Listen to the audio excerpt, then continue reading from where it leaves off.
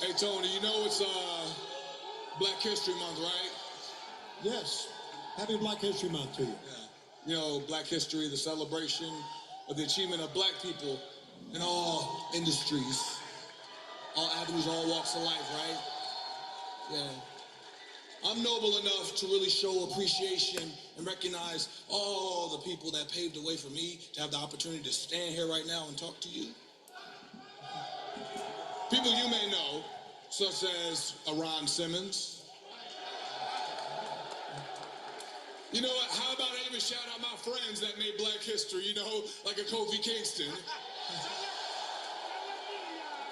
What up, Kofi? And how about we keep it in-house a little bit? How about, like, we talk about some of the people that's been one of the best wrestlers on the planet and holding down a brand for well over a year now, whooping ass. I'm talking about the Ring of Honor Women's Champion, Athena. What up, sis?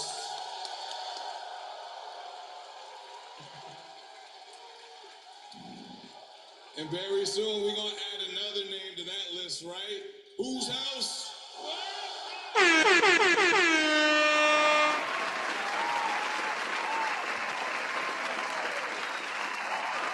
Yeah, man. Straight like that. straight like that. How is you feeling? How you doing? You feel me? Ladies and gentlemen, that was from AEW Collision. Swerve Strickland, BPBC first round draft pick from season 1.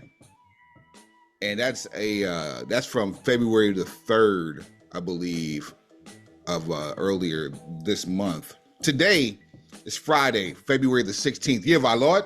Year of our Lord. I said year of our Lord. Year of our Lord. 20 and 20. 4 for 4.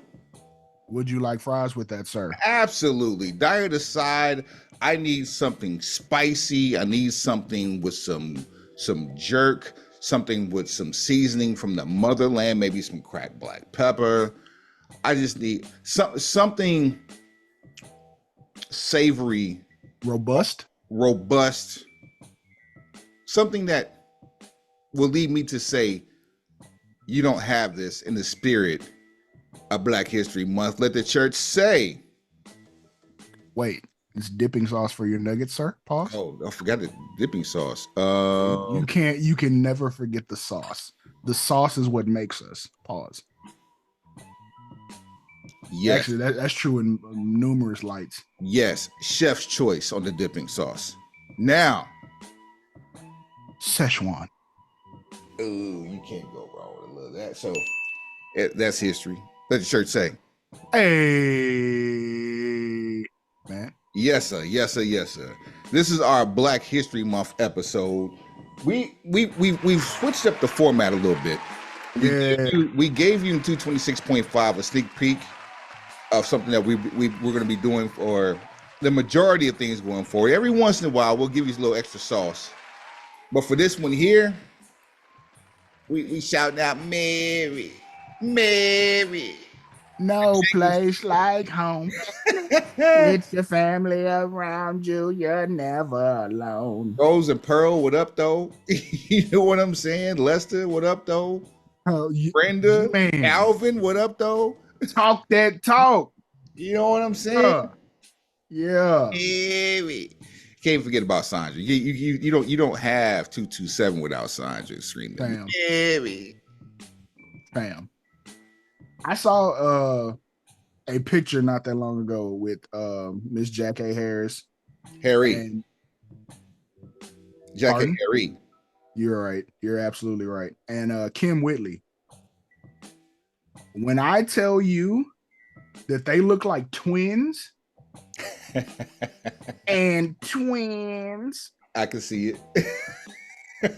I'm gonna find the photo just so you can see it. I can see it. Yes.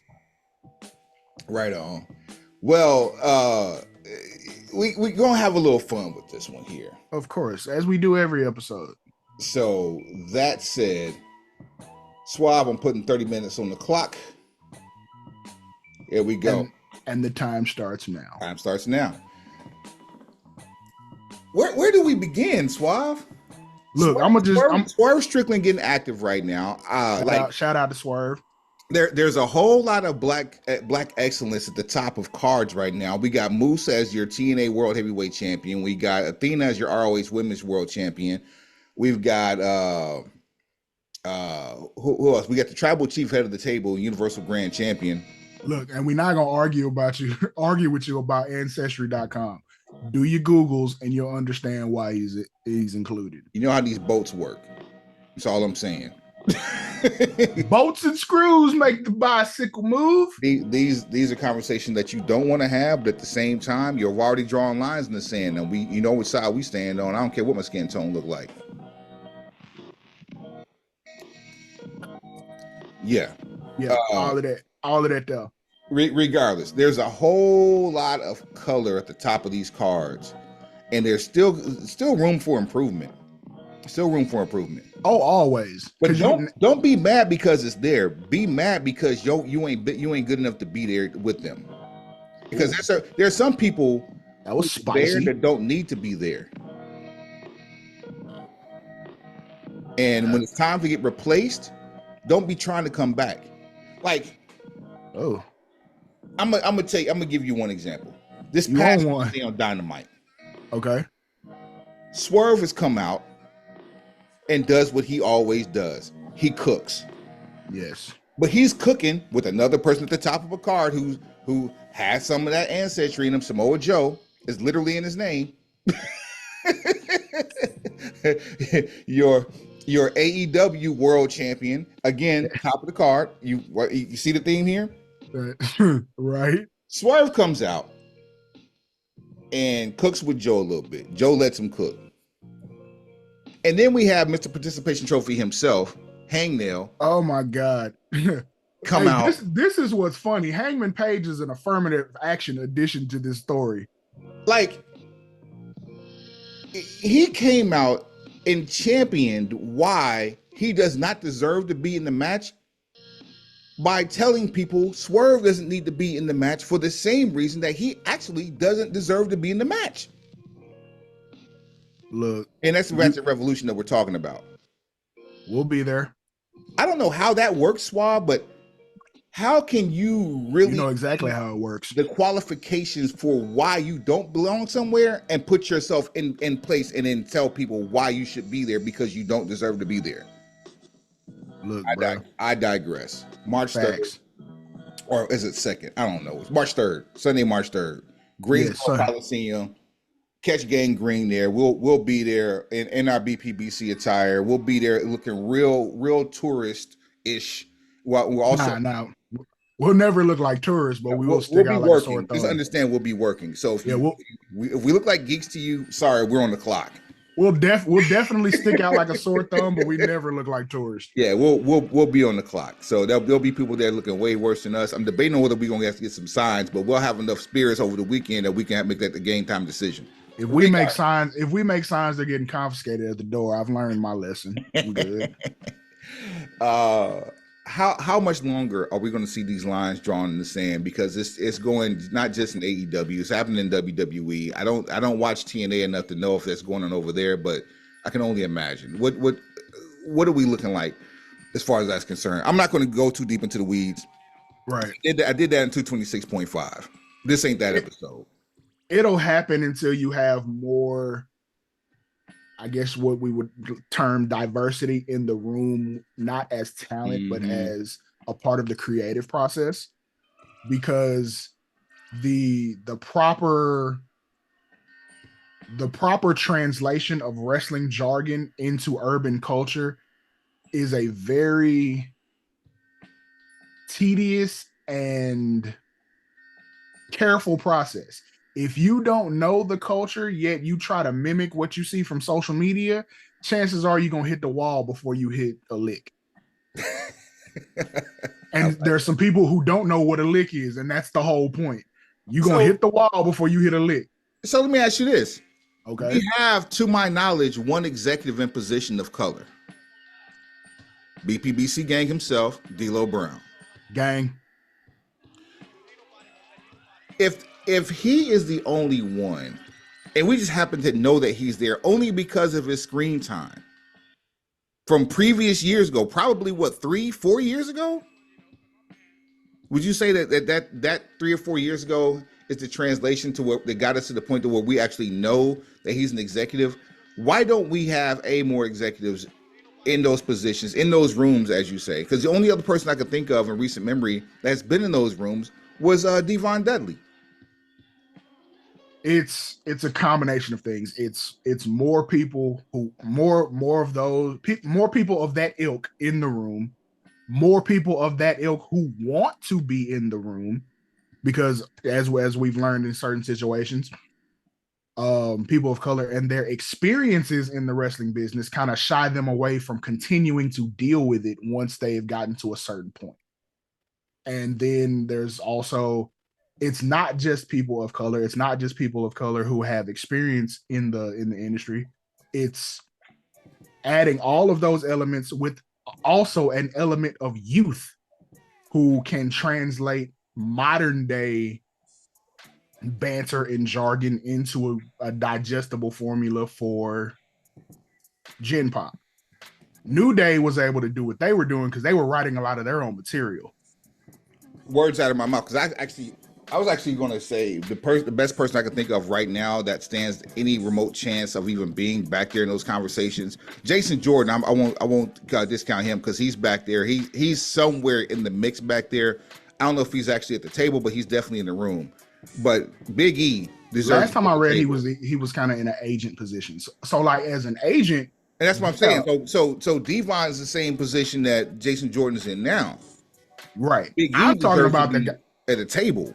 I'm talking more about the person with the pen, and not the booking pen, but more of the creative pen. That's the table. That's the table I'm talking about. Yes. Being a creative is not everybody. Everyone who's participating, you're right. It's not everybody's strong suit. Everybody who's ever participated in the world of professional wrestling, who comes from a background such as ours, isn't inherently creative, and that's okay. But when you do find those diamonds in the rough, or you do have those applications put in by people who are passionate about the product, knowledgeable about the product, and also can show you a propensity to be creative on a consistent basis, I think you have to take advantage of that, and you have to put that into effect. Okay. But that's a conversation you have to have with the people at the very top. And from what we have learned of some of the transgressions of people who have been in a position of power in professional wrestling, that is not always their motivation. That's the most PC way I can put it. As evidenced by what's going on with the White Suit Gang at the top of the Sting retirement conversation. All of the above. Well, if we had it our way, we create our own organization. We don't know how long it'll last because, let's face it. I like that segue. You did good right there. Let's face it. A lot of times we can be our own worst enemy. If there's one thing we don't like, it's each other. Dog said that. We love us. We just don't like us. Truer words, bro. What did you have for breakfast? Oh man, I had some memory. I had some memory supplements. You know what I'm saying? Okay, you've been on your ginkgo biloba, and you got ginseng. I'm taking it back. I had all. You had your sea moss and your bladderwrack and your burdock. Boy, you out here doing something. I could urinate in the cup and still be able to participate on Sunday. Do you hear what I'm talking about? That's so important. That is so important. My goodness, bro. So that said, we're going to create our own organization. How many people can we put in this organization? Oh, you did tell me 5 women, 5 men. For the new fast break offense we running, 5 and 5. We gonna flip a coin for this? For who gets first? As we always do, unless you're feeling generous. Me? I have an idea who your first pick is gonna be, so this is still gonna go fine. And if you don't take that person as your first pick, I'm gonna take them to spite you. Yeah, we not doing that. Heads exactly. Heads I win, tails you lose. You ready? Stop that nonsense. No. Don't cheat your own kind. What are you doing? All right. Heads for Suave, tails for Wood. First pick, BPBC fist up draft. You ready? Yeah. Up in the air, coming down. Heads. The man Rock gets the first pick. And The the Rock first pick on the table, Dwayne The Rock Johnson for Suave. We're not gonna waste no time with it whatsoever.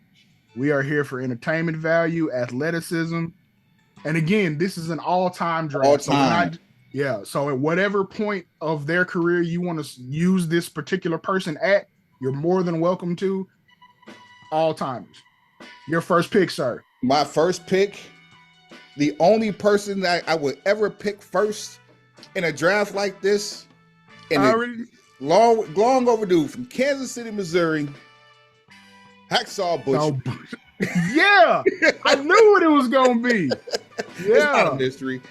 I know my side hop. I already knew what this was gonna be. Yeah, go ahead. Your second pick. So I tell you what, I think my second pick on this quick list, I think I can still get in round 3. So here's what I'm gonna do. Booker T. Booker T. Dr. Huffman himself. You can't get this person because I'm about to take him. If this is who you're about to take, shame on you. BPBC Hall of Famer Teddy Long. Oh, okay. I see you. You got to have some personality. I see you. I see what you did there. That's not who I was talking about. Person I was talking about, Bobby Lashley. Great pick. So that means we can fight for real on my brand. I like a little youth. We're going to take it to Massachusetts. We're going to go new school. This guy's impressed me a lot lately. I'm not mad at this. Carmelo Hayes gets to come to my Great pick. Absolutely phenomenal pick. I tell you what. I'm going to take... I'll go with youth two. Give me Montez Ford. Nice pick. Because like he's such a great tag team talent and they don't know what to do with him in singles. That's the only reason I wouldn't take him right now. But you took him because I know you know what to do with him. Actual factuals. Okay. I know who my last pick is going to be. This pick is going to be a lot of impressive people on the board. It's going to be a little tougher. I can't start the show with this man and not pick him in my draft, especially considering I picked him once before. You just made my job easier. He's panned out in spades. Yes, what he could do in the industry from the time we drafted him back in 2018, 19. Shane Swerve Strickland. I like it. You made my job easier because I was wondering which one of us. I didn't want to be stuck with the responsibility of deciding that for my 5th pick. I'm about to do something sort of blasphemous, and I'm also going to leave you an alley-oop for your 5th pick. I'm taking New Jack. Ooh, there's a guy coming up in the conversation later on in the show. Super heel. I wouldn't have even because I knew that I wouldn't have even picked him for this. Do you know the promo work on my show is going to be phenomenal? Now, the alley-oop that you're talking about, it's Roman Reigns, but that's not who I'm going to pick. No, that's not the alley-oop I was thinking about. I'm about to throw you for a loop with this one. When you're coming up with a new organization and you need a world champion, give me some character traits that you look for, Suave. Great promo work. Believable in-ring work. Unique look. Marketability. The ability to avoid injury. I think those are good. That's good. The ability to avoid injury is something that comes with a lightning strike. So I'll put that to the side. But all 4 of these things, that comes with seasoning. But yes, go ahead. Well, this guy has seasoning. He's also surrounded by 2 world champions, and he's yet to be one. I'm going to build my company around Xavier Woods. Wow. I did not expect that. Because he deserves it. Add 2 more picks. Let's go lucky sevens. Lucky sevens. Okay, go ahead. Pick number 6. Give me Ron Simmons. Damn. Not gonna waste no time. You know exactly why, because that's who I was thinking of when I was describing those traits. Now I'll take Roman Reigns. I almost feel guilty about it, but we justified it. Yes, he counts. But he also can play that in case of emergency break glass role. He can be that attraction. He doesn't have to be a champion. Go ahead with your last pick, lucky 7. Last pick. Let's look at what I got going on. He's off the board. I'm gonna go MVP. MVP. And then one guy I really like MVP. Actually, that's who I was going to pick. But in the same token, we have an MVP that has about 15 years worth of experience that people don't even realize he's been around that long. Also, gang, the captain and CEO of Shane Taylor Promotions, Shane Taylor. Good pick. So to run it down, we have for Suave's organization, we have The Rock, Bobby Lashley, yep, and all of his incarnations. Yes. Montez Ford, New Jack, Ron Simmons, MVP. Yes. I have Hacksaw Butch Reed, Teddy Long, Carmelo Hayes, Swerve Strickland, Xavier Woods, Roman Reigns, and Shane Taylor. I like that it. Is a well-rounded men's division. Yeah, I like it. Did I say men's division? We can't leave the women out. Equality, baby. 5 times for the women. Since you went first for the men, I'm gonna go first for the women. Okay. Pinkies up, Jade Cargill. I like it a lot. Bianca Belair. Why not? Yeah, you're not getting them both. I'm sorry. All time, Jazz. She was on my list. Absolutely on my list.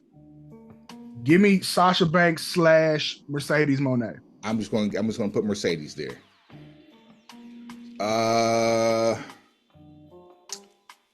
Let's see here. Oh, we can make it a gang affair. Give me Naomi. I like it. Awesome Kong. Ooh, sleeper. Yeah, I'm out here doing business. You feel me? Miss Texas, Jacqueline Moore. That was on my list too. I will take. Give me Athena. This is where it gets hard. The last one. Where do we go? I gotta look up a replacement because I feel like I'm about to be had.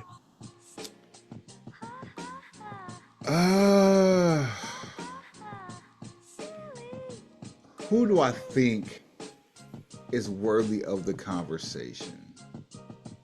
Someone is yelling at this radio right now, or at their earphones or phone, whatever. However they're listening to, someone's yelling right now, and I don't even tell them where to tweet us then. Show at brokenpencilbc.com, brokenpencilbc@gmail.com. That's at brokenpencilbc on all things social. At brokenpencilbc on what? Everything. Yes, sir. Still perplexed here. My last pick. Let me go with because you got some options. You do have some options on the table. Yeah, there's some heat out here. Let me go with boy. Yeah, be careful. Steady long, steady wrong. You know what? I'm gonna tell you who I'm gonna take, and I think she's been disenfranchised over the past few years, but she deserves so much more. I'm gonna take Mia Yim. I see what you did there. Okay. Do your Googles if you don't understand why she gets to pass here. All right, now watch me get in my bag. Uh-oh. We're building for the future, right? Uh-huh. You have the now, you have the then, you got a heel, you got a irresistible force and a movable object. Oh, I know where you're going. Give me Jada Parker. You know what? I almost picked her. I'm glad you did. I figured you was about to pick Nia Jax. I'm not sold on Jada Parker yet. She has the look and she has the attitude.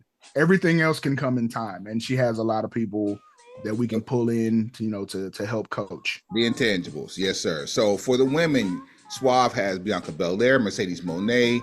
That's a hell of a tag team right there too. Awesome Kong, Athena, and Jada Parker.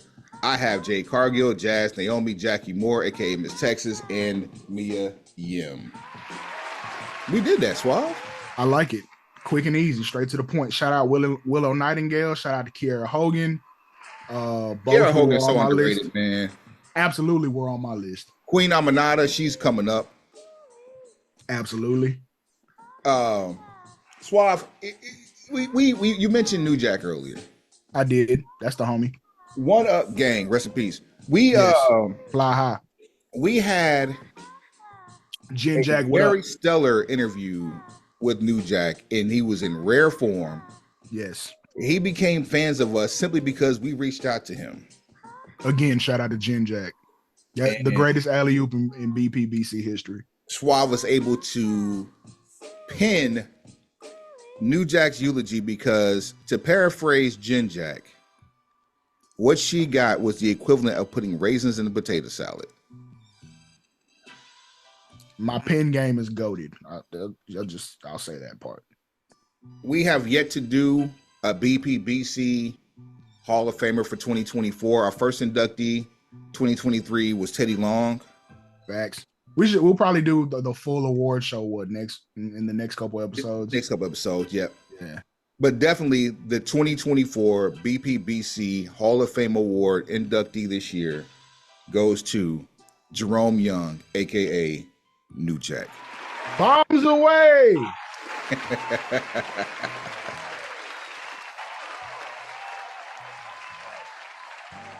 He giving shouts out to people that we can't give shouts out to for the wrong reasons. But it's one less. He said two less. Oh, two less. That's right. Two less. Everybody, look, at this point, if you don't know about that promo, shame on you. If you do, if you know. Just Google New Jack promos and have a great time. Find some shoot interviews because those were always entertaining. I see a lot of backlash online. I even saw some yesterday. And it's from people wanting to label New Jack. And I'm like, I've never really seen New Jack get at nobody that didn't get at him first. Label him as what? When it went in the business for himself? A criminal. You know the type. That write this type of stuff. And basically being a criminal, a glorified serial killer, what's the Natural Born Killers was his music, and it didn't just play when he walked to the ring. It played while the match was happening and when he walked back to the back. And then everybody likes to reference the mass transit incident, and it's like, my boy, you had no business in there to begin with. Neither here nor there. What's the professional difference between a lie and the truth? A lawsuit. Well, when New Jack went to court, he ain't do no time. Ain't no money come out of his pocket. He made more. Facts. And should have. And then recently, shout out to Dark Side of the Ring. They have a new venture going on. They let out some previously undiscussed facts about the New Jack interview and just New Jack in general. Apparently in 96, the idea was pitched for him to be a part of the Nation of Domination. He turned it down. Now I'll let you go find out why. Do your legwork, do your Googles. We're not here to do all the work for you.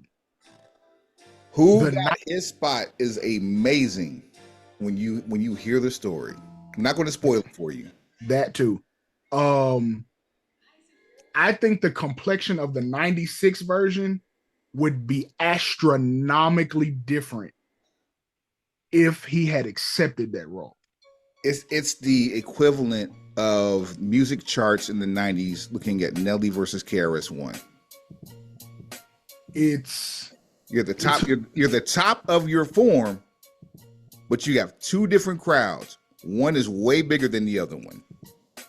It's a couple of, okay, what's a really, really legendary hip hop song that someone passed on the beat on before it ended up with the artist that recorded it? Someone passed on the beat on? Yeah. I can't tell you one that was passed on, but I can tell you the original for a song that you know both versions of. What's that? Usher, yeah. The original beat for that is PD Pablo Freak a Leak. You may have heard a piece of that during the Super Bowl, but if you didn't know, now you know. The Yeah We Know wasn't the yeah that came out.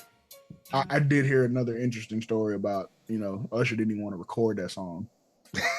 Like he flat out refused, and L.A. Reid had to put his foot down. It's a very cool story. So the 96 version, for people who don't know, that's like the first incarnation. So that's the one that has Clarence Mason as the attorney. Crush with the forehead tattoo is in the group. JC Ice and Savio Vega. Yeah, Savio Vega. JC Ice and Wolfie D are rapping to the ring. So it's a hodgepodge of people and very eclectic. It's very different. Pot. It's not the most famous incarnation, but it is the first. And I feel like had you landed New Jack in that spot during that time, the rest of those other people will not be able to coexist. And not because they're going to have any problems, but because if you put a microphone in New Jack's hands around that time, it's going to be similar to what happened with The Rock a year or two later. He's going to be a star by default. Either you're going to have to cut back on his mic time or you're just going to have to deal with the consequences because he's going to put in the work. So for all you ne'er-do-wells out there that have something negative to say about the newest BPBC Hall of Famer, slap yourself.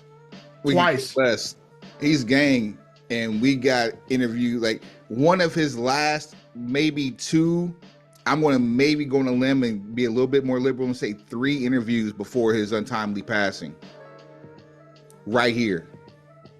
And those other ones he did as a press run, he actually, F with us. Yeah, we got that before the press run.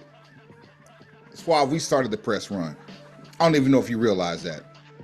No. We made sure to verify that before we started saying it. So it's like we were the kickoff. We were the catalyst to the New Jack press run for Dark Side of the Ring, and we cared enough about it when we saw it on the list that the week before the episode aired, we were able to. He was gracious enough. We were able to. Here's what's real in a transparent moment. I don't care if he had the first episode of Dark Side of the Ring that season or not. It was still going to be a GOAT interview for me. That's Suave's Butch Reed.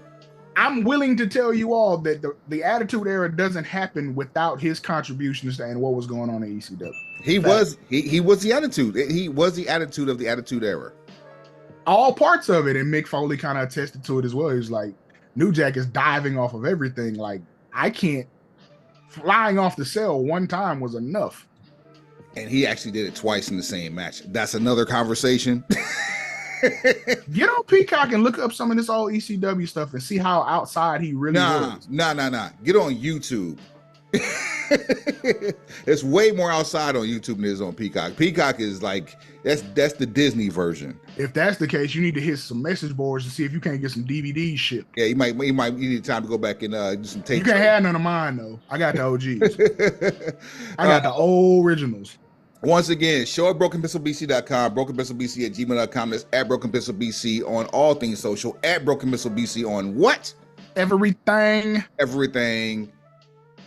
Thank you, New Jack, Hall of Famer BPBC. Thank you, Teddy Long, BPBC Hall of Famer. Next week we're gonna do throw up the X. We're gonna do who ain't gonna win next week for Elimination Chamber. We got another one the following week for Greensboro, and we'll catch you in Greensboro. That's it. We done.